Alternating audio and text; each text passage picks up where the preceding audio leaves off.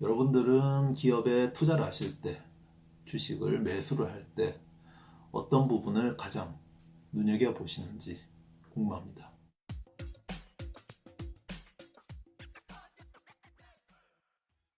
차트 투자가들은 단기 투자 차트를 중점적으로 보시는 분들은 차트의 맥점을 찾아서 지금이 눌림목이다. 지금부터 좀 상승할 여지가 있다.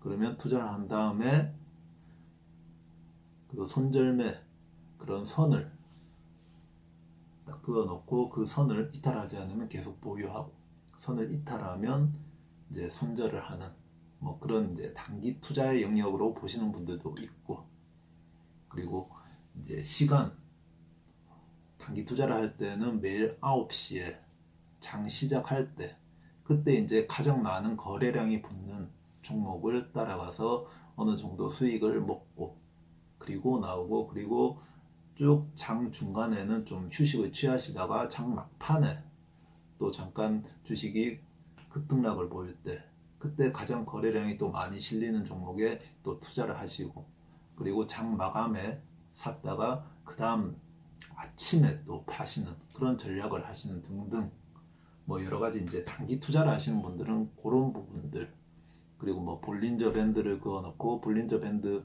선 하단선에 닿으면 또 매수를 하고, 그리고 상단선을 오히려 또 돌파하면 이건 급등 신호다 그래서 또 매수를 하고 뭐 그런 여러 가지 보조 지표도 보시고 그런 경우가 있는데, 그런 이제 단기 투자를 하시는 분들은 손절매가 굉장히 생명이죠.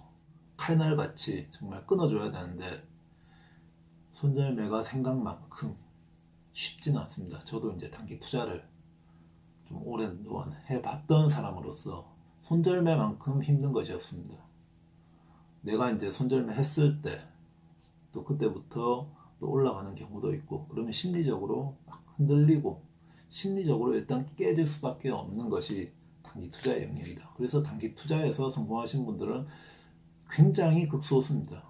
우리 주위에, 내 주위에는 일단 단기 투자에 성공하신 분들을 제가 본 적이 없습니다. 그만큼 단기 투자 손절매 이런 이제 자기의 심리를 지키는 것이 자기 자신하고의 싸움이잖아요. 그것을 이겨내는 것이 정말 힘들다. 그래서 제가 예전에 단기 투자할 때는 뭐 달력에다가 쫙 적어 놓죠. 내가 지켜야 될 의무사항을 10개명, 뭐 20개명 이렇게 촉촉촉 적어 놓는데, 지나고 나니까 이제 깨달은 것은 이런 단기 투자를 통해서 성공하는 사람은 정말 극소수다. 정말 동물적인 감각이 있는 극소수의 사람들만의 리그구나. 그것을 깨달았고, 그런데 장기 투자 같은 경우에는 나도 성공하고 저 사람도 성공하고, 우리가 가끔씩 뉴스를 볼 때 이런 얘기가 있잖아요. 지금 현재 뭐 시가총액이 뭐 세계적으로 100조가 증발했다. 뭐 몇십 조가 증발했다. 몇 시간에.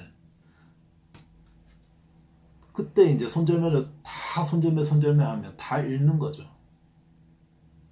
근데 또 우리가 장기 투자가 좋은 점은 나도 돈을 벌 수 있지만 이제 함께 투자를 하는 사람들, 저 A도 돈을 벌 수가 있고 B도 돈을 벌 수가 있고 다 함께 돈을 벌 수가 있다는 거죠. 내가 팔지 않고 장기적으로 가져가게 되면 다 함께 윈윈 할 수 있는 게임이 바로 장기 투자의 영역이기 때문에 정말 제로섬 게임이 아니라는 거죠. 저 사람이 잃어야지만 내가 딸 수 있는 것은 단기 투자라든지 선물 옵션 그런 것에는 이제 제로섬 게임이 성립이 되지만, 장기 투자는 다 윈윈이 될 수 있다. 패자가 없을 수도 있는 거죠. 계속해서 성장하는 기업에 계속해서 같이 이제 오랜 동안 투자를 하면 배당금도 계속해서 받을 수 있고, 계속해서 또 성장이 되고 또 재투자하고 또 기업은 성장하고 그런 이제 점을 이제 장기 투자의 좋은 점이다. 이 장기 투자를 할 때 가장 중점적으로 여러분들은 뭐 어떤 것을 보시는지, 기업의 CEO에 대해서 좀 중점적으로 그 기업의 CEO의 인성이라든지 지금까지의 행보 그런 부분을 좀 중요시하게 여기시는 분도 있고, 그리고 재무제표만 좀 파고 드시는 분들도 있고, 그리고 그 기업의 브랜드 인지도, 그 브랜드가 굉장히 시장의 점유율이 높고, 그리고 1등 기업, 그리고 거의 독점적인 그런 위치를 차지하는 기업이라면 그런 것에 이제 투자를 하는, 워런 버핏이 그런 부분을 좀 선구적으로 해냈다, 이렇게 볼 수가 있는데, 그러니까 기업의 CEO, 사람을 중심적으로 볼 것이냐, 아니면 재무제표라든지 그 브랜드, 그 기업의 상품을 중심적으로 볼 것이냐, 그 기업의 CEO, 그 인물을 중심적으로 우리가 과연 판단을 할 수 있을까? 기업의 그 CEO가 굉장히 신문지상에 대해서 특별되고, CEO가 칼럼에 나오고 뭐 신문에 나오고 뉴스에 나오고, 그래서 기업의 CEO가 이슈가 되면, 굉장히 그 기업의 CEO가 영화되면, 그럴 때가 있죠. 가끔씩 뭐 수출 탑을 뭐 쌓았다, 갑자기 힘든 기업을, 쓰러져 가는 기업을 이 CEO가 맡고 나서 이렇게 세웠다, 이런 이제 좋은 막 뉴스가 나올 때, 그때 그러면 투자할 적기냐 이거죠. 근데 지나고 보면 그럴 때 오히려 피해야 할 때다. 왜냐하면 인물이 이슈가 되고 부각이 되면 그것을 이제 증권사라든지 방송에서 광고를 해서 또 개인들에게 그 물량을 떠넘기는 그런 일들이 잦아지기 때문에, 우리는 기업의 CEO보다는 상품을 중점적으로 보고 장기 투자를 해야 된다. 그 상품이 얼마나 큰 이제 점유율을 차지하고 있고 시장에 좀 독점적인 형태를 가지고 있느냐, 여기에 대해서 좀 더 분석을 해볼 필요가 있다.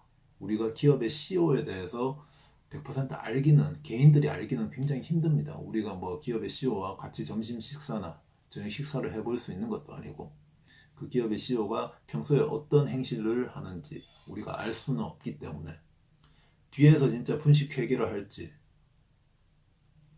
회사 자금을 또 횡령을 할지 우리가 모르기 때문에 CEO를 중점적으로 보기보다는 그 상품을 믿자는 거죠. 워런 버핏이 얘기했듯이 바보가 경영을 해도 상관없는 기업에 투자를 하라. 바보가 그 기업을 경영할 그런 날도 올 수도 있다, 이제 이런 얘기를 했는데, 그래서 이제 워런 버핏 같은 경우에는 그 브랜드 코카콜라를 만드는 그 코카콜라 회사 같은 경우에는 그 기업의 CEO가 누구이냐에 따라서 사실 코카콜라 맛이 확 좋아진다든지, 아니면 갑자기 그 점유율이 흔들리다든지 그럴 가능성은 적다는 거죠.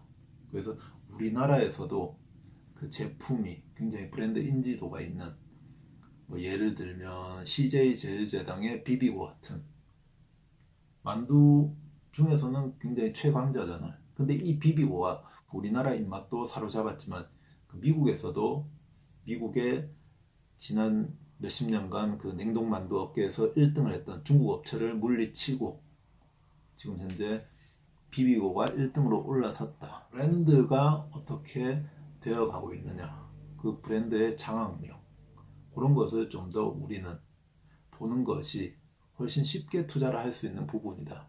우리가 기업의 CEO를 분석하거나 파악하기는 쉽지 않다는 거죠. 이제 마트에 가서 어떤 물건들이 잘 팔리는지 그런 것을 좀 쉽게 확인하는 것이 우리 투자를 할 때, 장기 투자를 할 때 훨씬 이롭다는 말씀을 드리겠습니다.